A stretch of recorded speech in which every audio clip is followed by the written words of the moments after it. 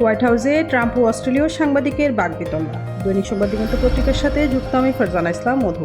যুক্তরাষ্ট্রের president Donald Trump white হাউসে অস্ট্রেলীয় সাংবাদিক জন লায়ন্সের সঙ্গে তীব্র বাকবিতণ্ডায় জড়িয়েছেন। লায়ন্স তাকে জানুয়ারিতে দ্বিতীয় মেয়াদে দায়িত্ব নেওয়ার পর তার সম্পদের পরিমাণ সম্পর্কে প্রশ্ন করলে ট্রাম্প অভিযোগ করে বলেন, আপনি অস্ট্রেলিয়ার ক্ষতি করছেন। তিনি আরও বলেন, অস্ট্রেলিয়ার প্রধানমন্ত্রী অ্যান্থনি আলবানিজের সঙ্গে শীঘ্রই সাক্ষাৎ করবেন এবং লায়ন্সের বিষয়ে তাকে জানাবেন। লায়ন্স পুনরায় প্রশ্ন করতে চাইলে ট্রাম্প আঙ্গুল ঠোঁটে দিয়ে তাকে চুপ করতে বলেন এবং অন্য সাংবাদিকের দিকে এগিয়ে যান। এ ঘটনায় সমালোচনা শুরু হয়। দুই দেশের সম্পর্কের উত্তেজনা ইতিমধ্যেই তৈরি হয়েছে। ট্রাম্প প্রশাসন 2022 সালের যুক্তরাজ্য ও অস্ট্রেলিয়ার $239 বিলিয়ন সাবমেরিন চুক্তি পুনর্বিবেচনা করবে এবং এপ্রিলে অস্ট্রেলিয়ার সব ধরনের রপ্তানিতে অন্তত 10% শুল্ক আরোপ করেছে।